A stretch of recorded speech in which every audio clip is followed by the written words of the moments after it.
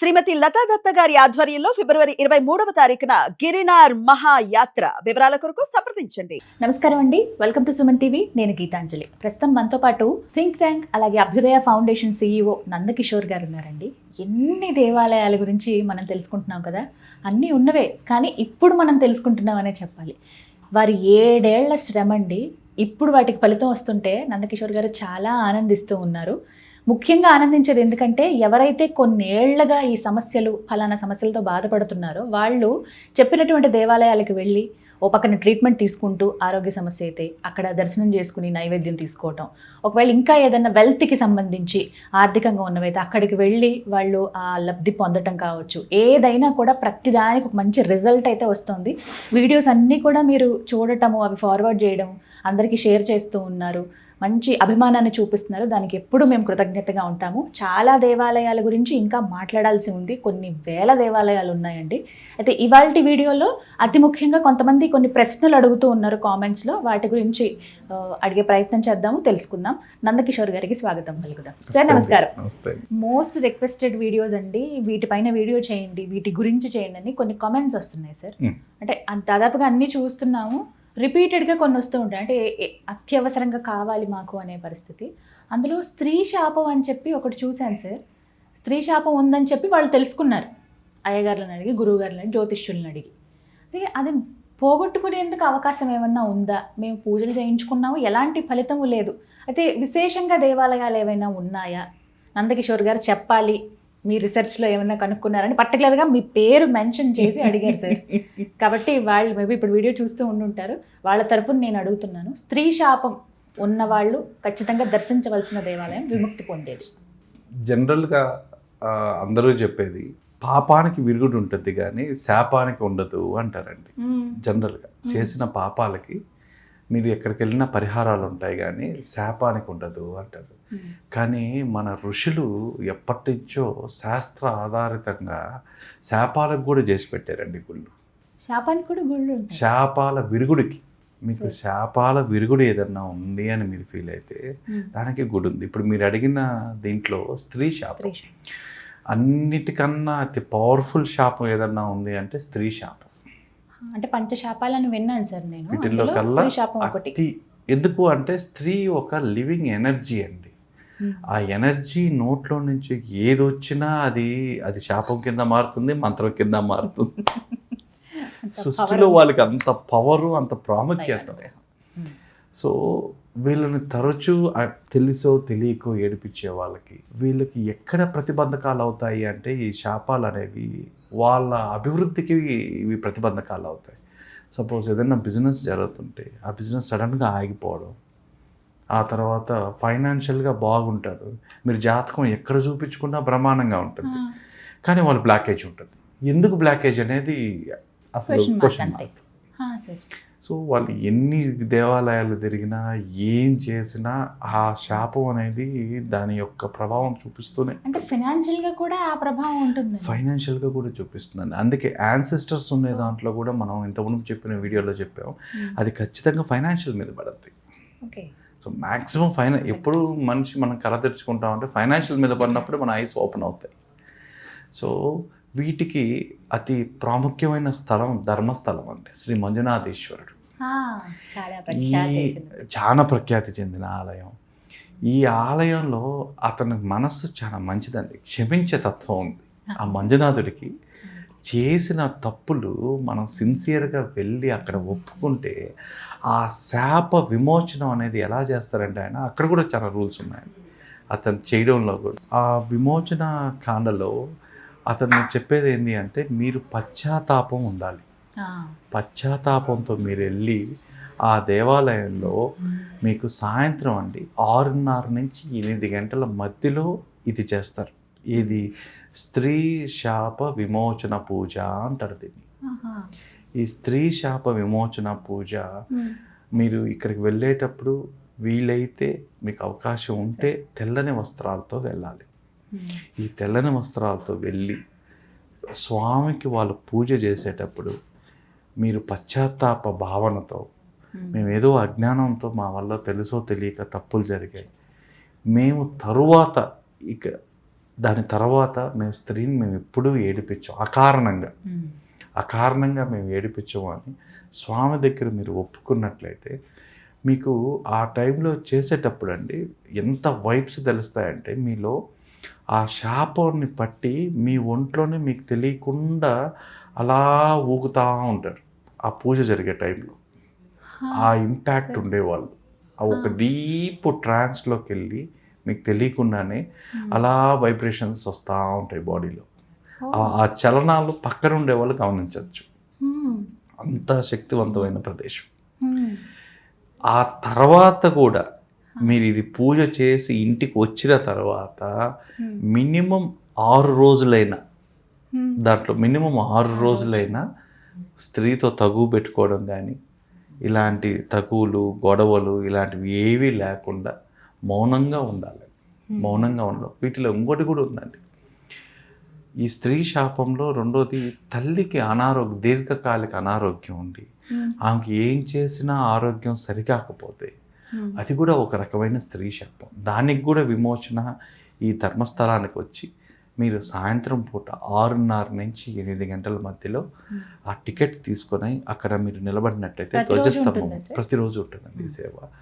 ఆ ధ్వజస్తంభం ఆ లెఫ్ట్ సైడ్ చేస్తారు. ఇది అక్కడ నిలబడి మీకు మాత్రం మీరు ఖచ్చితంగా ఉండాల్సింది ఏంటంటే మీ పశ్చాత్తాప భావన అనేది మాత్రం ఉండాలండి. ఆ భావన ఉంటేనే ఆ పూజ ఫలితం వస్తుంది. ఆ శాపం నుంచి విరుగుడు వస్తుంది. పశ్చాత్తాపానికి మించిన ప్రాయశ్చిత్తం లేదు.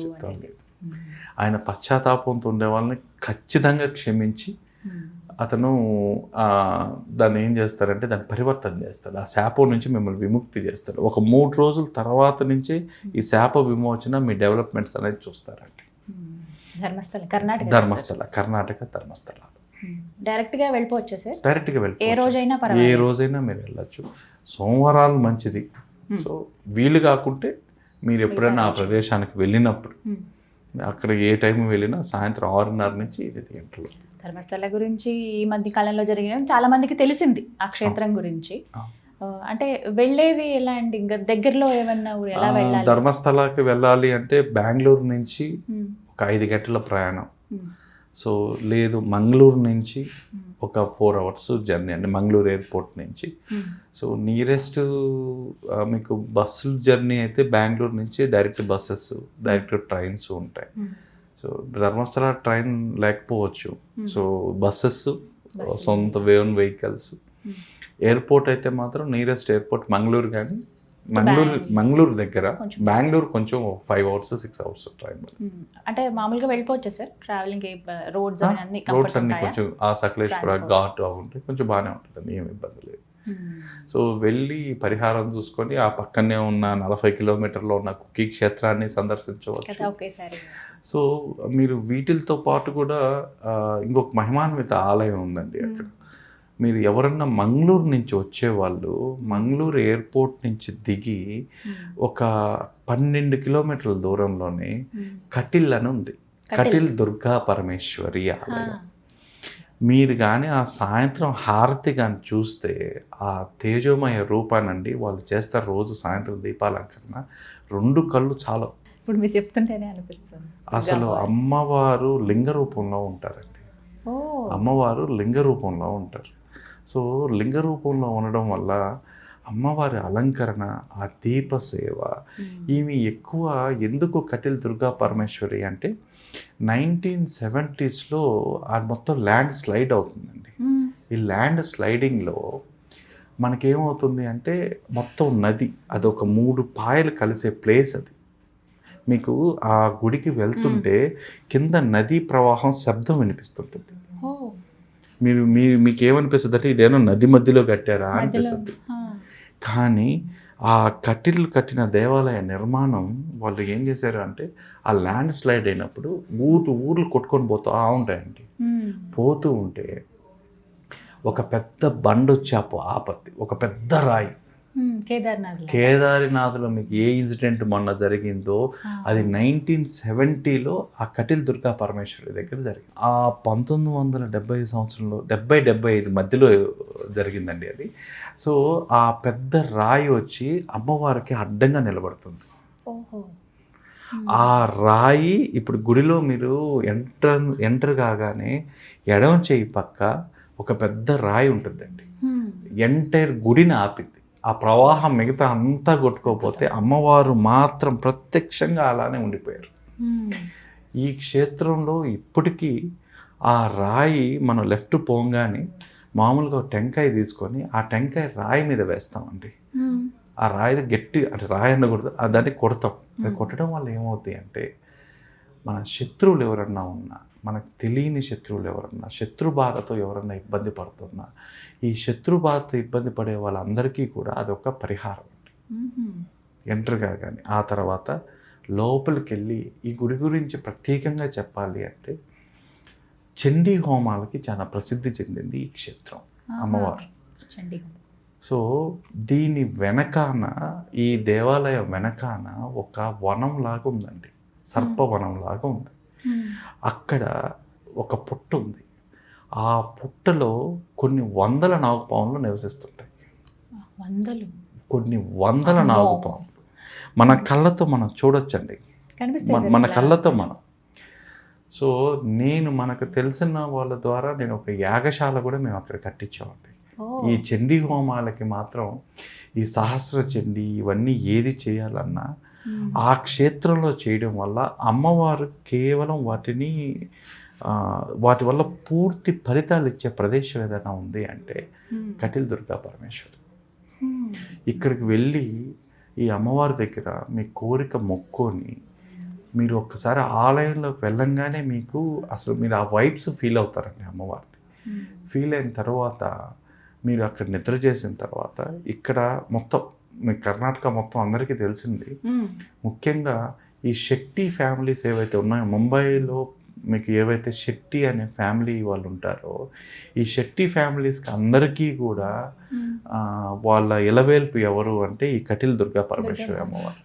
మీరు ముంబైలో కానీ వెళ్ళి ఆ బిజినెస్ ప్లేసెస్లో మీరు ఎక్కడ చూసినా అమ్మవారి ఫోటో ఉంటుంది. సో అమ్మవారి ఫోటో ఉంటుంది.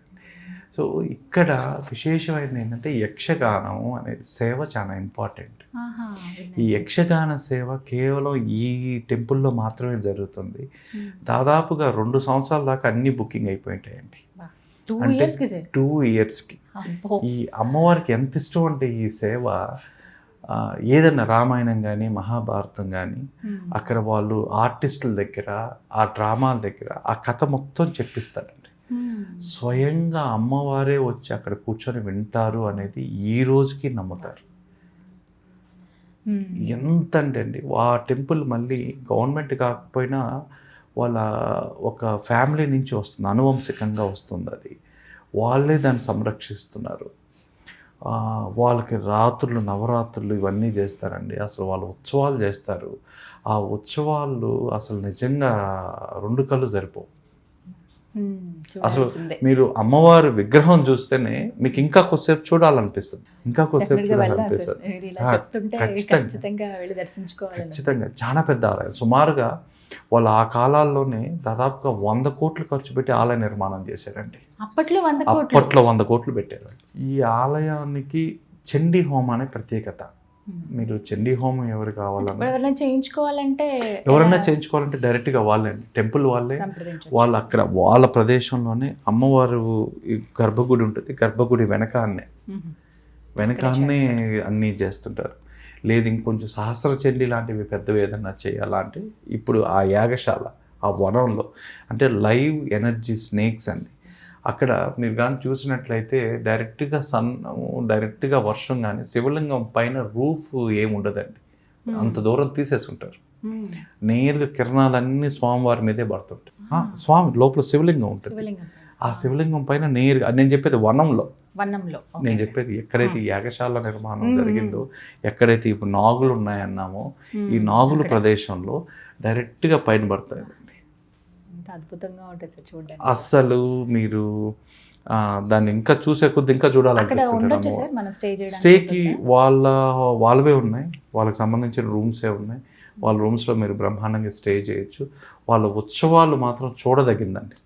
రోజు రాత్రులు యక్షగాన సేవ జరుగుతుంటుందండి. యక్షగాన సేవ కూడా అంటే ఇది బహుశా ఎవరు కటిల్ దుర్గా పరమేశ్వరి అంటే తెలియని వాళ్ళు ఎవరు ఉంటారండి.